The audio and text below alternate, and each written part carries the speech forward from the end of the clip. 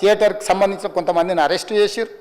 Arrest చేసి 10-11 రోజుల తర్వాత పోలీసు హీరో గారింటికి వెళ్ళిండ్రు. మీరు కూడా కేసులో A11 మీ మీద కేసు ఉందని చెప్పడానికి పోలీసులతో దురుసుగా ప్రవర్తించిండు. మీరు ఆ వీడియోలన్నీ కూడా చూసిండ్రు. ఆ పరిస్థితిలో చట్టాన్ని అమలు చేసే పోలీసులు ఆల్రెడీ ప్రాణాలు పోయినాయి. ఒక నిరుపేద తల్లి చనిపోయింది, కొడుకు చావు బతుకుల మధ్యలో ఉన్నాడు. ఆ రోజు కోర్టుల కేసులు కూడా వస్తున్నాయి. కోర్టుకు కూడా మీరు విచారణలు ఏం చేసిండ్రని కోర్టుకు కూడా పోలీసులు జవాబు చెప్పాల్సిన పరిస్థితి ఉండే అధ్యక్ష. దాంతో మాట్లాడితే వాళ్ళు చాలా బాధ్యతారహితంగా సమాధానాలు ఇచ్చారని మా పోలీస్ సిబ్బంది చెప్తాను. దాంతోనే అతన్ని పోలీస్ స్టేషన్ తీసుకెళ్ళారు అధ్యక్ష. ఇక్కడి వరకు ఒక హీరో, ఒక థియేటర్లో జరిగిన సంఘటనలు, వీటన్నిటి నేపథ్యంలో పోలీసులు వాళ్ళ విధి నిర్వహణ నిర్వహించారు అధ్యక్ష.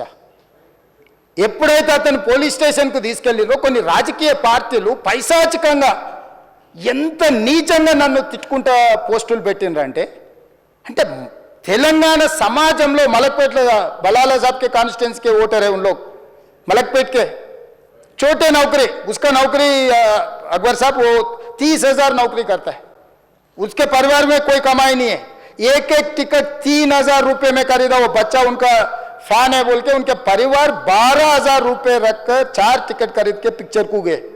30,000 महीने को कमाने वाले నెలకు 30,000 జీతంతో పనిచేసి ఒక ప్రైవేటు చిన్న దాంట్లో ఉద్యోగం చేసుకునే తండ్రి తన కొడుకు ఆయన అభిమానాన్ని కుటుంబము 12,000 రూపాయలు 3,000కు ఒక టికెట్ 12,000 రూపాయలు పెట్టి సినిమా థియేటర్కి వెళ్తే థియేటర్లో చనిపోతే చనిపోయిన 11వ రోజు వరకు వీళ్ళు ఎవరు హీరో కానీ ప్రొడ్యూసర్ కానీ ఎవరు కానీ ఆ కుటుంబాన్ని చనిపోయిన కుటుంబాన్ని కానీ హాస్పిటల్లో చావు బతుకుల మధ్యలో ఉన్న పిల్లవాడిని పరామర్శించడానికి కూడా పోలేదు అధ్యక్ష. ఇది ఏ రకమైన మానవత్వం అధ్యక్ష? నాకు అర్థం కాలే. ఇలాంటి మానవత్వం లేకుండా వ్యవహరించిన వాళ్ళను పోలీసులు విధి నిర్వహణలో భాగంగా పోలీస్ స్టేషన్కు తీసుకెళ్తే ఒక ఆయన ట్విట్టర్లో పెడతాడు అడ్డగోలుగా 10 ఏళ్ళు మంత్రి చేసి ఉద్యమాలు చేసినామని చెప్పుకునేటోళ్ళు, ఉద్యమాల సమయంలో సినిమా షూటింగ్లో జరగొద్దని దాడులు చేసిన వ్యక్తులు ఇవాళ అతను భగవత్ స్వరూపుడు, అసలు అతన్ని పోలీసులు ముట్టుకుంటారా? అసలు ఈ రాష్ట్రం ఏమైపోతుంది? రాష్ట్రం ఉంటుందా?